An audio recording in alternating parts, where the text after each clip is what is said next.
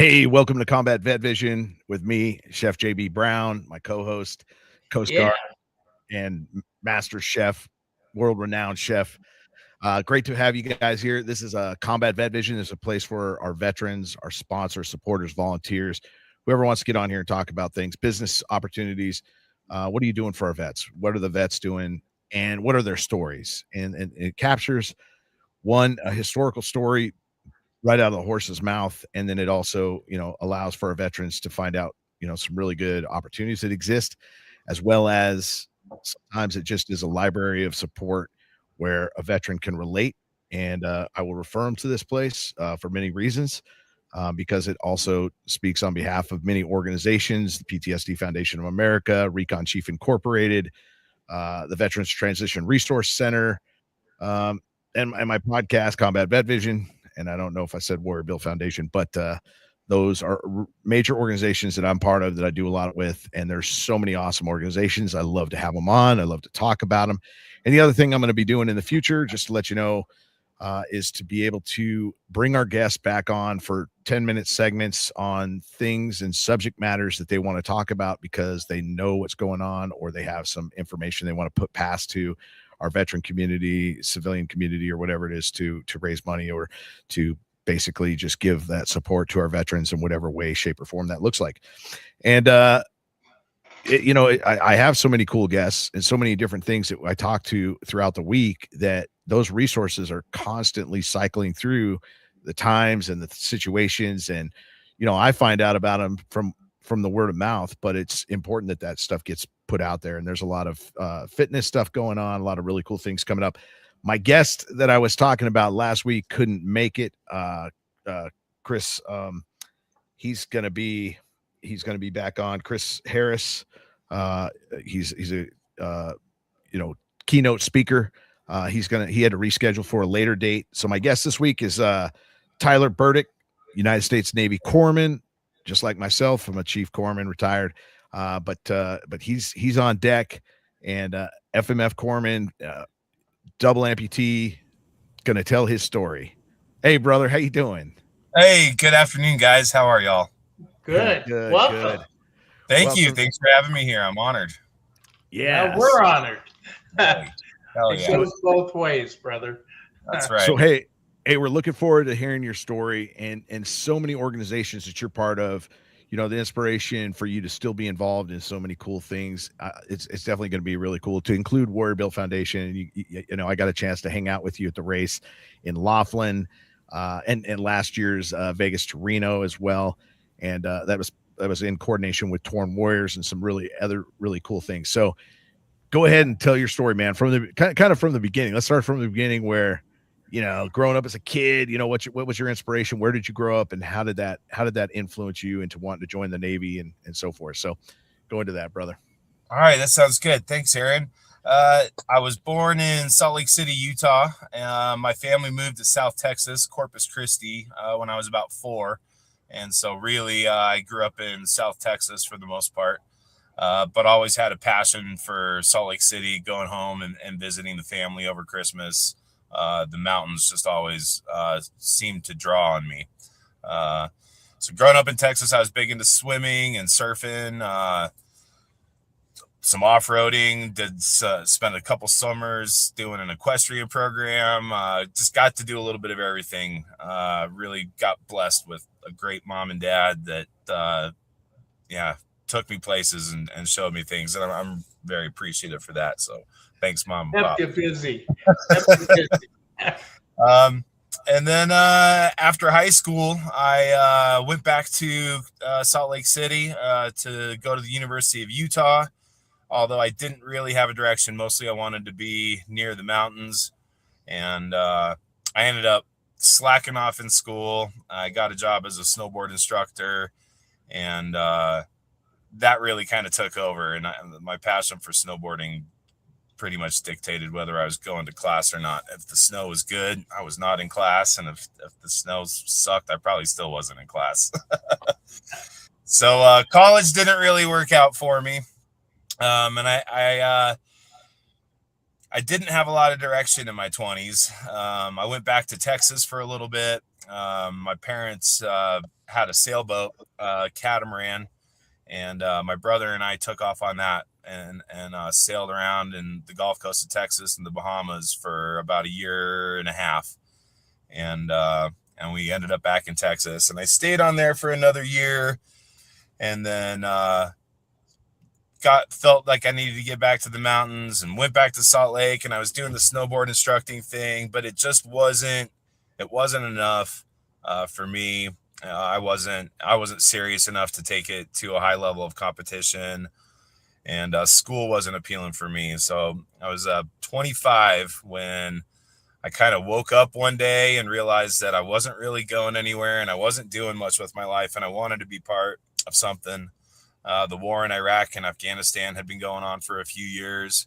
I'd had friends who had enlisted, and I was watching it, and it was just dragging on. And I felt that was what I needed to do. My father was an emergency room doctor, and that's what kind of motivated me to go into the medical field. And growing up doing age group swimming and surfing, I was a good swimmer and a pretty good athlete.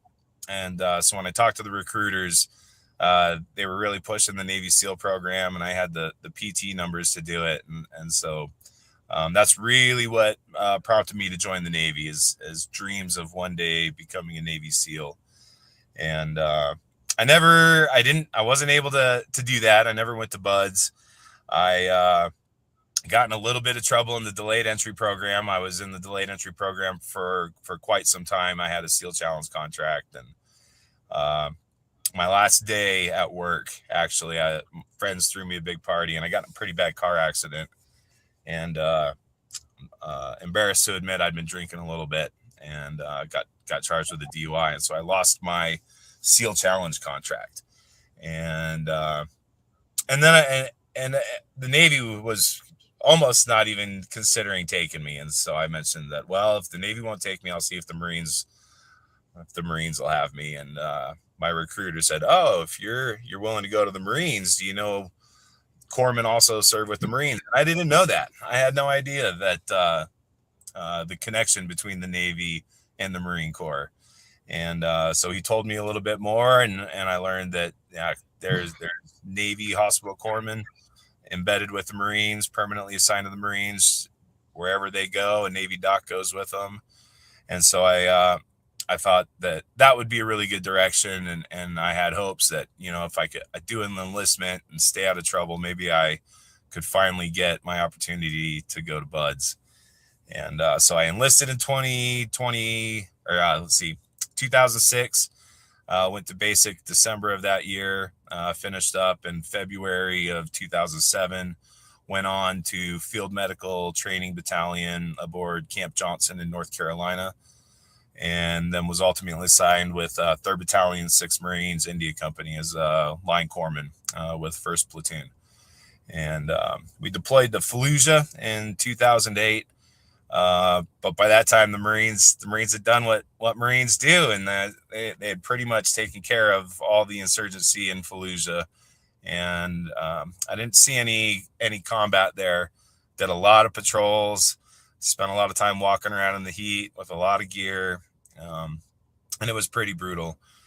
The following year, when I came back from that, 3rd Battalion, 6th Marines was slated to go back to Iraq in 2009. But we ended the war, or ended operations in Iraq, and 3rd Battalion 3-6 had lost their deployment to Iraq, and so they were back into the training cycle, and things were really heating up in Helmand Province, Afghanistan around that time. And so when we lost our deployment, the battalion Navy chief got all the corpsmen together and said they needed volunteers to go over to Afghanistan with 2nd Amphibious Assault Battalion. They'd been seeing a lot of combat, and had all of their corpsmen were injured or wounded or killed, and they needed combat replacements. So I volunteered to go with them. I didn't want to go back into the training cycle of a big infantry battalion. That's a lot of work with not a lot of reward. And so I went to Afghanistan for a few months to help the Amtrackers Delta Company finish off their deployment. Came back in mid-November, I think, and then went right back to 3-6. 3-6 got slated with 1-6, I believe, for Operation Mushtarak, one of the largest, if not the largest, helicopter-borne assault since Vietnam. And so I went back to Afghanistan in January. We spent about a month training with a really large Afghan National Army contingent. And then we pushed into Marja in Helmand province. And that was truly incredible. When you're in the service and you're training for a mission and you're doing your workups and your training, you want to put your skills to the test. You want to get out there and see what you're made of and see if you and your boys can do everything that you think you can do. And I got to see that. And man, what an impressive thing it is to see the entire Marine Air Ground Task Force pull out all the assets and put it all together and go into a place and take over. And that's what we did. And we did a bang job of it. So yeah, that was 2010. Right at the very end of the deployment, we were actually in the RIP, relief in place, or I think it's relief in place is what the acronym stands for. I may be wrong on that, but we were ripping out with our relieving unit. So the RIP is where your deployment's over. You've done your 8, 9, 10 months, and you're turning your area of operation over to the next guys who are coming to take over for you. And that's when I got hit by an IED, a command detonated IED. So it was a long day. We were taking around the leadership from the battalion that was taking over for us, showing them our area of operation, introducing them to everybody in the area, the local leaders. We'd been on the road. It was a really long day, and we turned down this road, and one of the Afghan kids came out telling us that there was an IED in the road up ahead. And sometimes they'll do that just to get you out of the vehicles so they can ambush you. And other times they're telling you the truth, and you just never know. And so we got out of our vehicles and pushed for several hundred meters down this road looking for this IED, and we didn't find anything. And we were getting pretty close to the observation post where first platoon was. And so we decided to get back in our trucks. They had pretty good eyes on the road in that area, and we were feeling pretty confident that there was no IED in the road, and they just wanted to get us out of the vehicles and make us walk a little bit. And we got that one a little bit wrong. There was this one blind spot. I remember it clear as day. I was in the second vehicle. First vehicle had driven right over it, and they obviously didn't notice it. And there was no pressure plate. It was a command detonated, which means the enemy is watching and waiting for you. And when you're on top of the spot, they connect the circuit and detonate that explosive. And there was this one building, the one blind spot between us and the compound that we were going to, and rolling up on it, I could kind of see that there was some disturbed earth down there in the ground. And I was reaching for my radio on my right shoulder to call up the vehicle behind me and tell them to stop. And right as I was doing that, that IED went off right under our truck. Yeah, they blew us up pretty good. It was a very large IED. We were in a heavily armored MRAP, one of the 6-wheeled ones, one of the larger MRAP vehicles. It ripped the whole undercarriage out, pulverized my feet, incapacitated everybody in the vehicle. I had the worst injuries. My legs were practically crushed from the blast coming up from the ground. The driver also had some leg injuries, not quite as bad as mine. our turret gunner had a bad laceration on his face and was unconscious. And we actually had another corpsman in the back of the vehicle who was rendered unconscious with a really bad TBI. And then the enemy attacked us with small arms fire and RPGs, and the rest of the Marines in my convoy returned fire. And what seemed like a 5-minute or 10-minute ordeal was probably only 30 seconds or maybe 60 seconds of intense combat fighting. I could hear the other vehicles returning fire, and I could hear rounds impacting on our vehicle. And it all subsided pretty quick. Went from wild and crazy to pretty quiet. And we started the CASEVAC, and Marines got me out and got us all triaged and tourniqueted up, bandaged up, and loaded up. And I was one of the first to get flown out. My legs were shredded pretty bad. So I got medevaced to Bethesda, Maryland, where I started my recovery there. I ended up getting transferred out to Balboa in San Diego, where I finished my recovery and got discharged from the Navy. And that was in 2012, almost 2 years after that attack. So, and then I went back to snowboarding in Salt Lake City. It seems to be my full circle. Yeah, that's the story's epic. I mean, that's the path I took to Bethesda. Well, Walter Reed, Bethesda, and then Balboa. I was actually one of the first guys at Balboa when they opened up the C5 there to do all the surgeries and everything like that back in 2006. But to listen to your story, it brings back all these memories. But they put your legs back together as best they could. Is that correct? They did. When I woke up in Bethesda, they presented me with, initially the Navy surgeons really wanted to amputate. They said, you're young, you're healthy, guys with your type of injuries don't do well with surgery and limb salvage and reconstruction. The prosthetics have come a long way. And I just wasn't sure. And I wanted to try. And so I opted to do limb salvage. And it worked out pretty good. There were some new technologies being developed. I got some really amazing braces down at Brooke Army Medical Center, the Center for the Intrepid in San Antonio. And those helped a lot. They got me back on my snowboard. Even got me on the U.S. Paralympic team in 2014 to compete in Sochi, Russia. It was the first time snowboarding was included in the Paralympics. And so I got to go race in the Paralympics as a pro snowboarder, which is kind of ironic. I had always wanted to do it. And I had to join the Navy and get blown up to get into professional snowboarding. I don't know how that works out, but with jacked up legs, right? You just never know. You never know what life's gonna throw your way.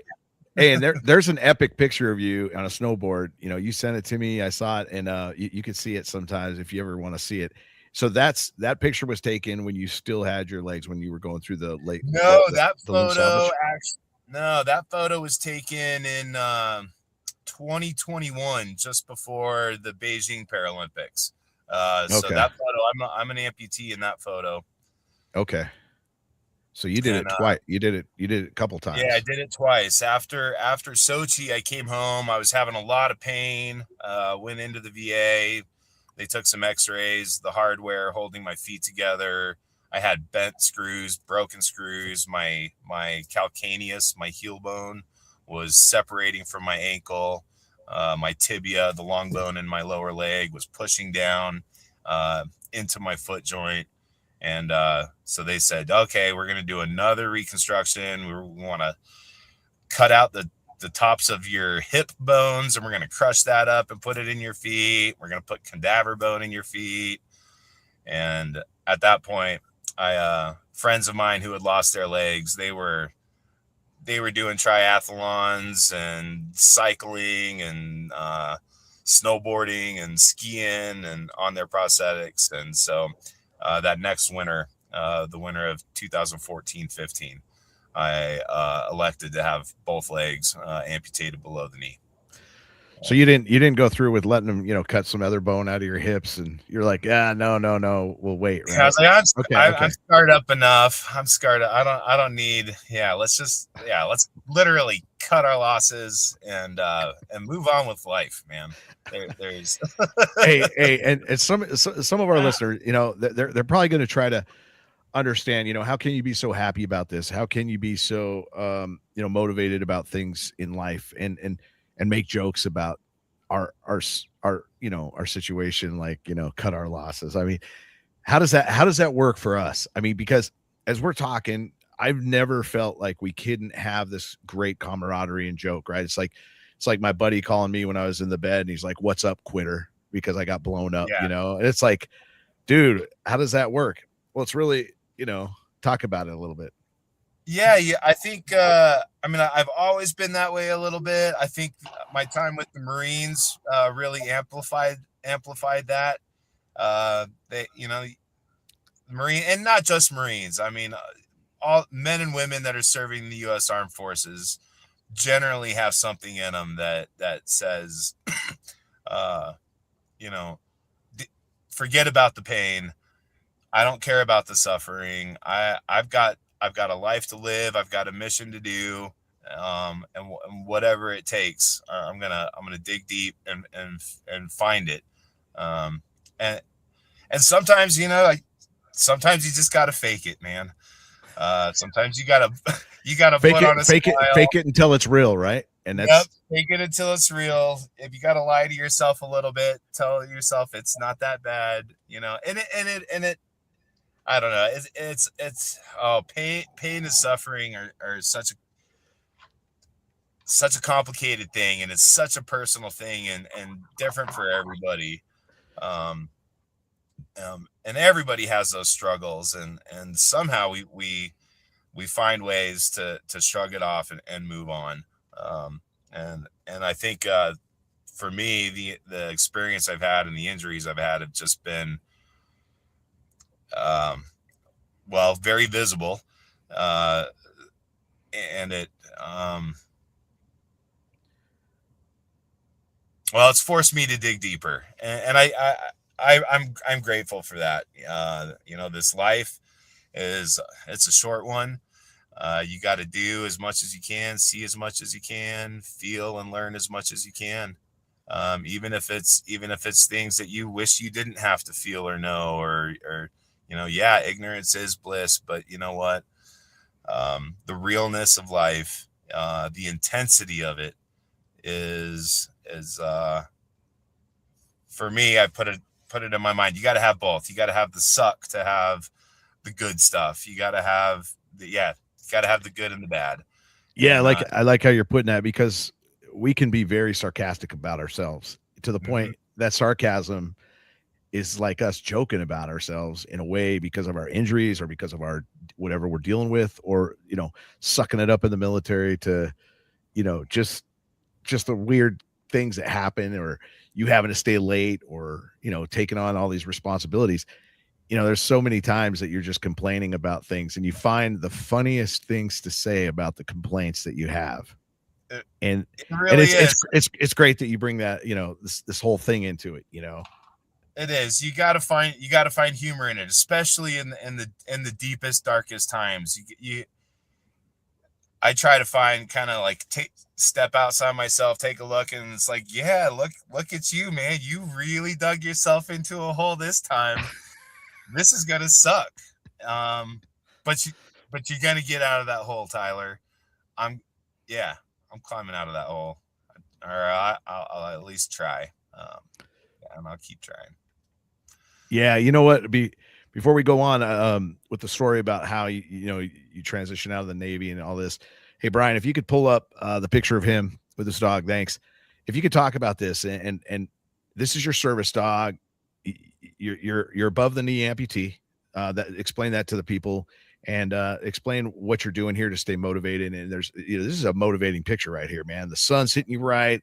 You're in the shade, just chilling for a while. It looks like you've made it to some cool place. Talk about it, man. Yeah. So, that's my service dog, Chief. Chief. And, Chief. Yep. Chief was his name.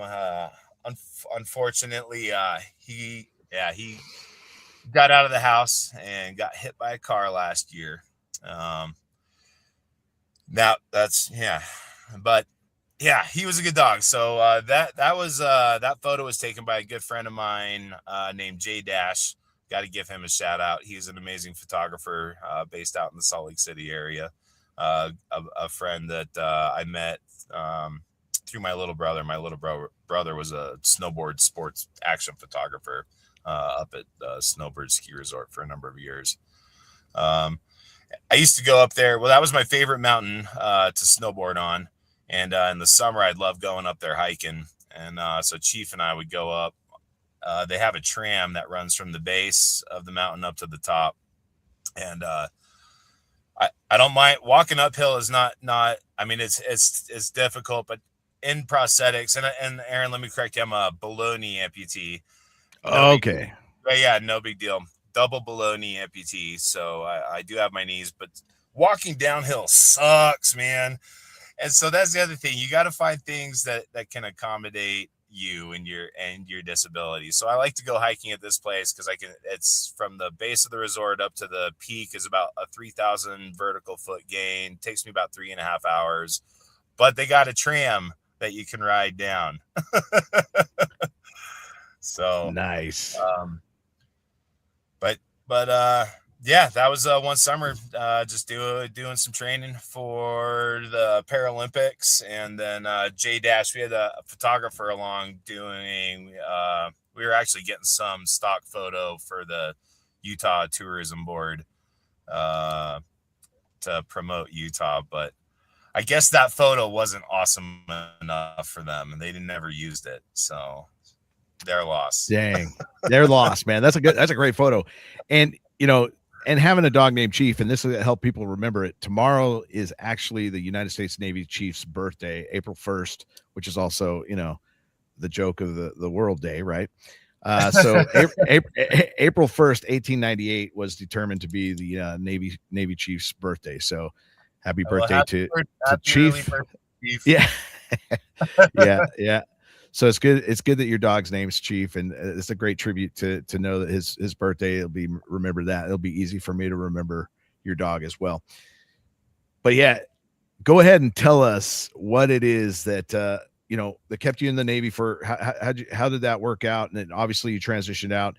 Talk about why they what was it that they had to transition you out and go from there, because you were HM2 when you got to be medically retired. Is this correct? It is. In fact, I took the advancement exam while I was still inpatient in the trauma ward up on 5 West. I had my legs were in traction. I had a Dilaudid IV and a morphine IV when I took my advancement exam, like maybe just a few weeks after I got back from Afghanistan. And so I did good, despite being on all those medications, and got a good score and picked up HM2 just before I got out. And I guess that may be my one regret about the limb salvage. Doing limb salvage, I didn't have the braces. I could barely walk. I had to use 2 canes to just get around. I couldn't put on boots. I had to wear specially modified tennis shoes to accommodate my totally deformed feet. And I didn't see the value in trying to stay in the service in that condition. I couldn't maintain the standard.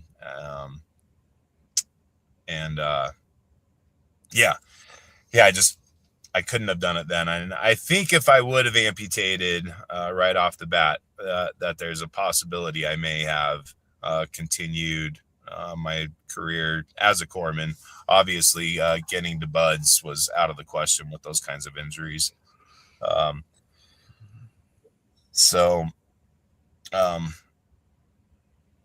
Yeah, I guess, yeah, that's probably maybe my, not necessarily a regret, because, things that going on to race snowboards in the Paralympics has been a bit of a dream come true. I've got to, drive these off-road racing buggies with Torn Warriors and Warrior Built in the Vegas to Reno 500, down in Laughlin with you, Aaron. I raced a few other smaller races, Battle at Prim. Those are all opportunities, and I wouldn't trade them for anything. But I do, yeah. And even at the same time, it kind of goes back to what I was saying earlier about you never know what life is going to throw your way. When you think, oh man, my life's over, what good could ever come out of this? There is something. I don't know what it is, but if you're patient enough for long enough, you smile enough, try to stay positive, you'll make the connections that you need to get you back into something that gives you joy in life. I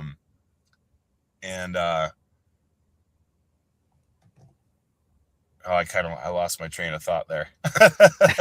Hey, well, let me, I got to correct myself real quick, because 1898 on the 17th of June, that's when the Corpsman birthday is.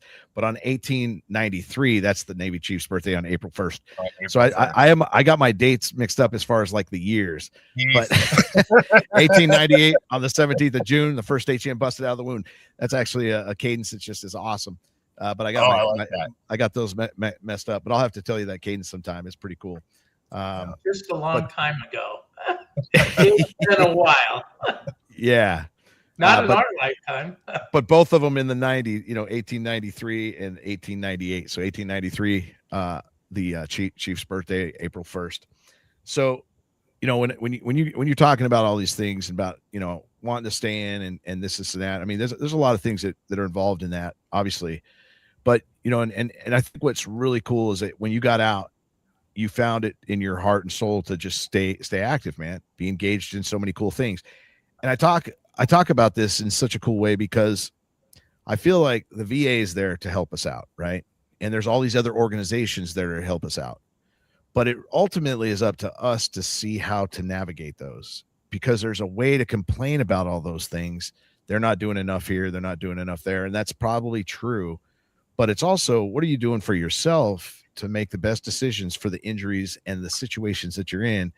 Just like I was amazed that you're driving that race vehicle. So funny. So good. And what was really strange, you talk about the strange things that happen. Do you remember the tire's flat? And we were like, hey man, how does this tire get flat? Well, for one, the rock came up and loosened the bolt for the brakes. So you didn't have brakes. And the brake fluid was dripping out because that thing loosened the bolt, and at the same time pierced into the rim from the backside and let out all the air from the rim, not from the tire. So right. You see, Vegas Reno. Yeah. That was at Laughlin. We were at in Laughlin. Oh, the day. Yeah. The day before. Yeah. Day one. That's right. Day one. And it was just like a weird. Dustin was driving that day. But yeah, you never know. And then, I guess that's the other thing that I didn't really get onto yet is a lot of these things that I've been able to do. I didn't just go out and decide to do it. Somebody told me about something.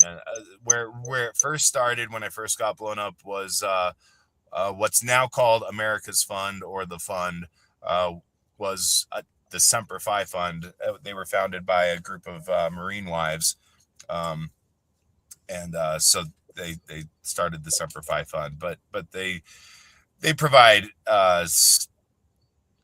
nonprofit wounded warrior type services to all branches, all veterans from all branches: Coast Guard, Navy, Air Force, and Army. And they were there really from the very beginning. They had a representative there at the Naval Hospital in Bethesda, who got me signed up with my case manager, who I've had the same case manager with that organization since 2010. I talk with her, once a year, sometimes more often.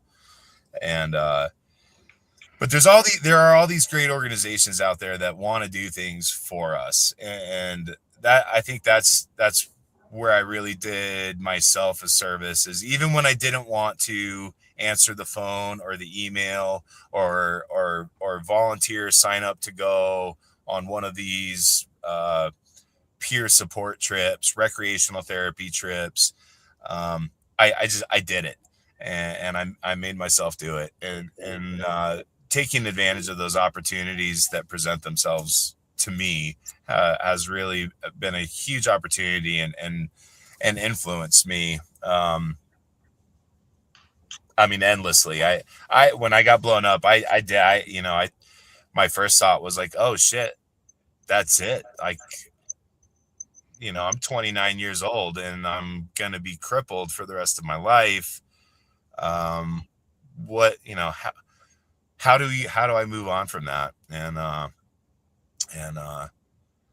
I saw, I got online. That's one of the beauties of social media is the ability to see what other people are doing. And I saw she actually is not a veteran, but she's a double amputee, a young lady named Amy Purdy, who's become fairly famous over the years. I saw a video of her snowboarding, and I was like, oh man, if this cute girl from Las Vegas can lose her legs and go on and snowboard, surely I could do that too, And not to all the ladies out there, I mean no disrespect, it truly inspired me. And Amy Purdy, if you ever see this, I got to thank you, girl, for showing me the light, and sometimes that's all it takes. You see somebody doing something that you love, and they're showing, they're experiencing similar struggles to what you're doing. There's something in that. And then I got invited, I want to say it was actually a Vail Veterans program, Vail Resorts, invited me to come out and snowboard with them. And so I took that opportunity, and I actually got to meet Amy Purdy on that trip. She came out and spoke to a bunch of us. And then I knew then, I was like, okay, snowboarding is a possibility for me. And I'd managed to get back on my board, and despite it being pretty painful and uncomfortable, I was still able to do it. And that ignited something in me that I didn't have. I was like, oh man, if maybe I can go back to snowboard instructing, and maybe I can teach people with limb loss or other injuries like me how to adapt and how to modify their prosthetic or their equipment and get back on their board. And that I never saw that coming after I got blown up. I mean, it took months before I realized that was an opportunity. And so sometimes you just got to sit with that pain and that uncertainty and be patient and wait for those opportunities to come along. But then when someone reaches out and says, hey man, let's go do this, or hey girl, let's go do this, let's get out, let's go do something, let's break this cycle somehow, you gotta go.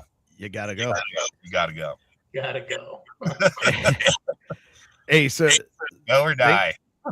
Thanks for sharing that. That's such an important aspect of just being able to move on in what you think that you're limited to. You've now find yourself busting out of the box in so many different ways. And speaking of busting out of the box, what are you doing now? What kind of work are you doing? What's the outlook on you? And the other cool thing, we were able to give Tyler some tires at the Laughlin race. We took him away from the situation, totally put these things up, Yokohama, and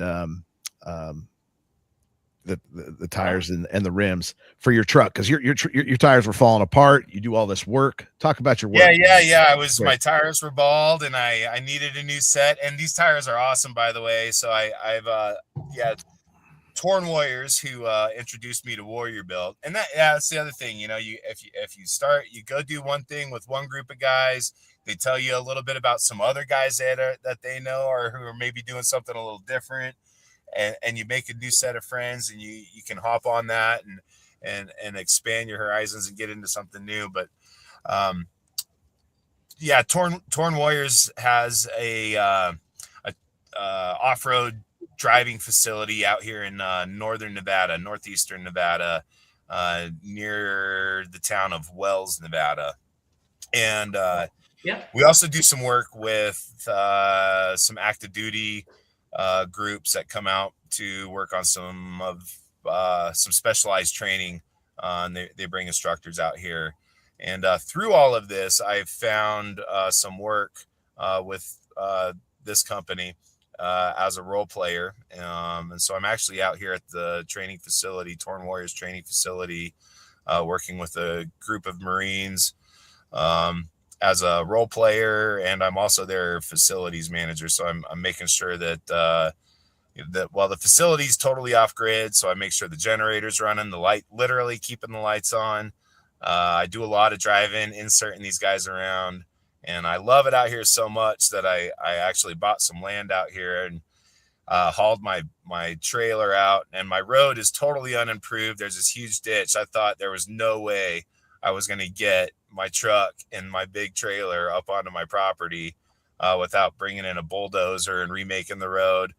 But man, I aired down my Yokohama Geolander ATXDs to 35 PSI and made it work.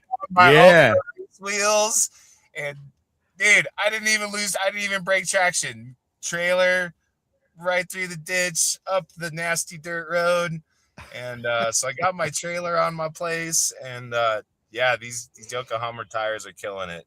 And big thanks to Yokohama if any of those guys are watching. I actually bought a set of Yokohamas for my my van. I have an adaptive van for when I'm in my wheelchair. That's got a wheelchair ramp and hand controls and all that. So put some Yokohamas on there too. Outstanding. See, that's a great thing too. I mean, Yokohama has really been an awesome sponsor for us. So many sponsors for Warrior Build in different directions, but all these sponsorships lead to something, and it's great that Nick Ham keeps those guys really active in what we're doing and abreast of things that we're doing, and puts a really good package together to really kind of represent these sponsors.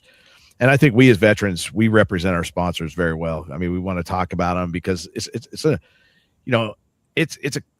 awesome to be in this United States of America, the freedom bubble. And to see all these companies that are making money and doing this thing, creating jobs for people, allowing America to function as like this cohesive, weird thing that it is. And then when they do help the veterans, you can actually see it if you're involved in those communities. So if you're a veteran and you're not involved, you won't see it, but you need to be involved. You need to get involved, and you need to get involved with these nonprofit organizations that are doing great things, that have kind of a mindset that you want to go in. And there's so many of them out there. Pick one and be involved in it. Absolutely. As little as you want or as much, but be involved as little as you want, for sure. Mm-hmm. Yeah. I mean, and it's easy. It's easy to stay home all alone and suffer alone. I mean, it's not easy. It sucks. It's actually easier to answer that email, book that flight, accept some help, accept the little handout to get you out, to jumpstart you, get you moving again, get you out of that funk, that depression.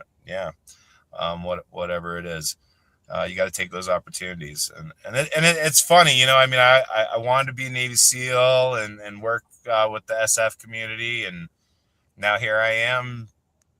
That's another opportunity that I never would have thought would come my way. But I'm out here with a group of SF warriors, helping them do their training. I'm not necessarily one of them, but I feel like I'm still part of the community, still helping to prepare our men and women to go into harm's way, and hopefully set them up with all the right skills to come home safe and get the job done as efficiently as possible.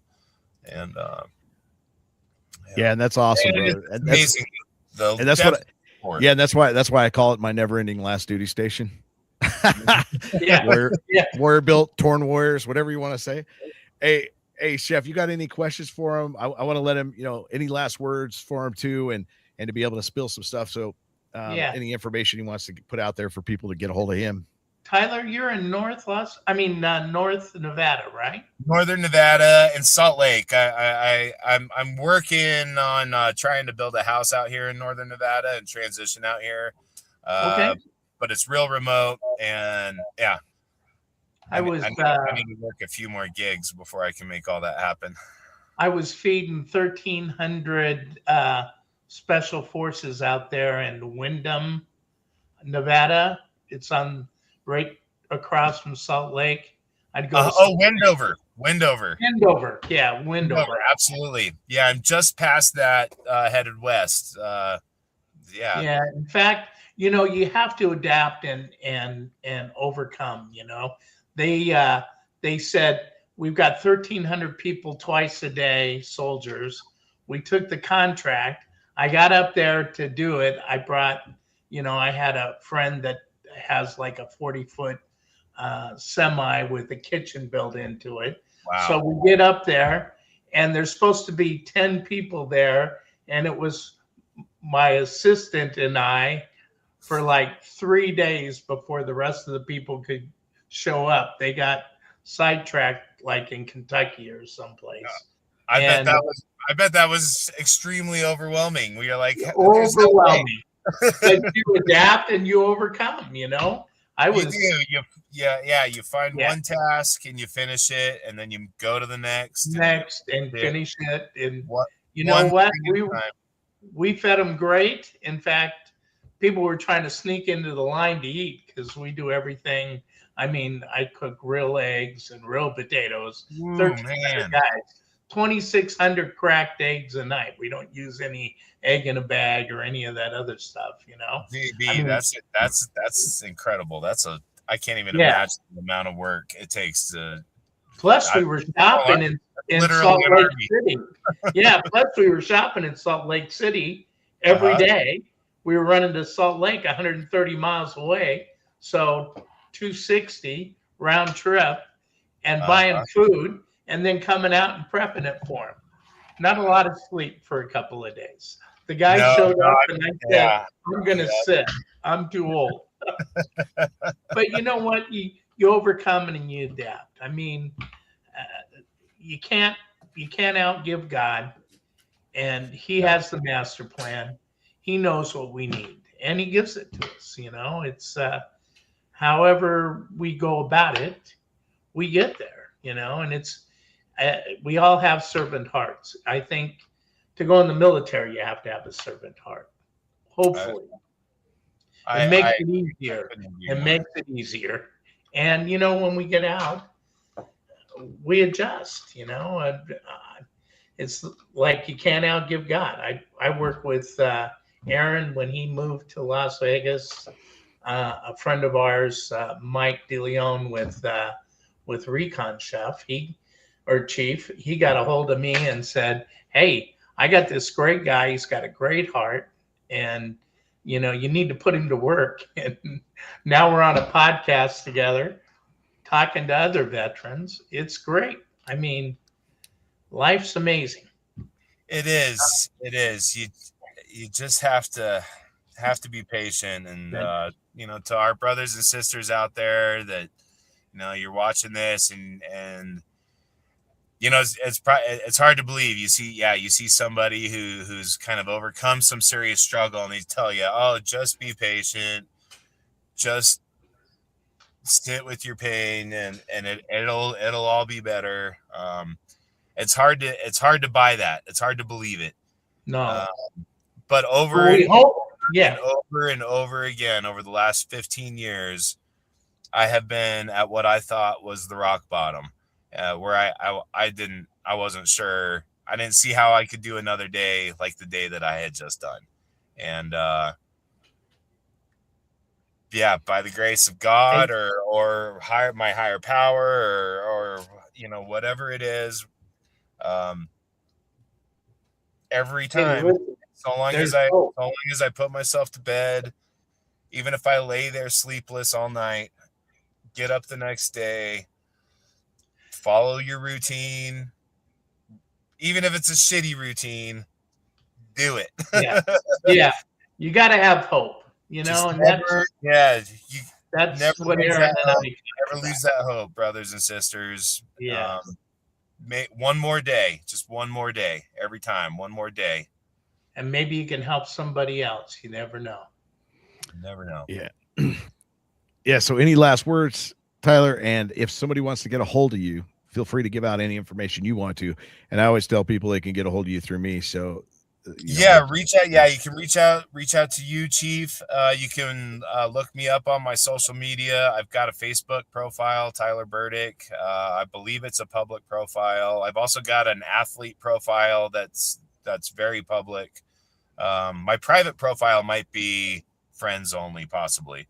But if you're legit, if you're obviously not a bot or a scammer, I'll accept you. So anybody can reach out to me on Facebook, Instagram. Facebook and Instagram. That's good. Or feel free to get a hold of you through me. And thank you guys. Yeah. You can reach out to Chief Siebert. He's got my cell phone number. And Chief, you can use your discretion if one of our peers calls you up and wants to talk to me, and you feel like if they're real, send them my way, brother. I don't mind. I feel like it's the least I could do. So many people have helped me along the way. And I find it's personally rewarding to me. I'm happy to help, and I really appreciate the opportunity to talk with you guys and share a little bit of my story on your program. I hope it reaches. I hope it helps somebody out there, and if not, I had a really good time talking with you guys. So thank you. I mean, that is the coolest thing, you know, the discussion, getting to know you better, hearing your story a little bit more intense. I mean, this is really a special place in my heart. And thanks a lot for being here. I appreciate you, brother. Thank you too, Chief. We do appreciate you. Thanks, Chef JB. I look forward to get down to Vegas. Look us up. I look forward to meeting you, and I look forward to eating your food, man. Yeah, there you go. Yeah, living on your own. What is it, MREs or? Yeah. Oh, I've been pretty lucky. The guys I'm working with right now, we got a pretty good rotation. I'm working with 3 other instructors. So one night, one guy cooks. We go through this rotation. I made some massive half-pound garlic cheddar cheeseburgers the other night. One dude made spaghetti balls. We've had beef stroganoff. We're eating like kings. We're not sleeping any, but we're eating decent, and we've got a fridge full of good beer too. Yeah, there you go. All right. Well, thanks, brother. Appreciate you. Hey, we're gonna go to Chef JB and Chef JB's kitchen and have some discussion with him. And I just want to remind, if you've been on my show, if you have some cool information that you need to put out there, let us know, and I want to give you a 10-minute segment to somebody different every week. If not 2 people, we'll figure that piece out. But Chef JB, go ahead, brother. Hey, how are you today? I'm good. How's life treating you? It's treating me good. You know, every week, you know, I'm doing my my 3 groups. I reach out to combat vets all the time. I'm helping them navigate certain systems, and if they need to, we get them to Camp Hope to get them that further help and support through the PTSD Foundation of America. You know, and obviously Warrior Built, getting these guys out to do some vocational recreational support. You know, just all these cool things that we have available to us. And JB, you know, the Veterans Transition Resource Center, huge thing. I know you always like to put that on blast, so feel free to put that word out on that real quick. Go ahead. And it looks like we'll have our studio pretty much ready to go by, if not next week, the week after for sure. We'll one of our problems is we can't get online properly to get the downloads and the uploads to produce a show, and we don't want to lose that concentration. So this is good for us. And, next week I'm going to start Chef JB's classics, 5 minutes, $5 or less for a meal that you can do in 5 minutes. And I'll have the recipes. We'll start publishing them online for especially veterans that don't cook an awful lot or want to spend an awful lot or don't have a lot to spend on their meals. Nutritional things that you'll really like and you will eat. That's the important thing. A lot of people cook, but they don't cook well, so they don't eat well. That's one of the processes. So, it's a great time for me. I mean, I'm digging life. I'm 74 years old. I've been in the ACF for 52 years as a certified chef, and I've been in Las Vegas 37 years now. And the local chapter that I've been involved with for 37 years has decided that I'm going to be their chef of the year. So I'm chef of the year for them this year, and I'm going to a big dinner. Congratulations. In fact, I'd like to invite you and Victoria to join us at the dinner and help celebrate with us. So we can talk about that online. So, it's a good time. And thank you very much to Brian. He sits in the background and makes sure we sound good, look good, and helps us out all the time, letting us know how we can improve and do things differently. And, it's a great time. It's a good time in my life. I'm working with St. Jude's Ranch, with youth development, workforce development for young adults 18 to 22, and we're processing them along, and we're having great strides. It's once you start getting into the community and building relationships with veterans groups and nonprofits. It doesn't have to be a veterans nonprofit.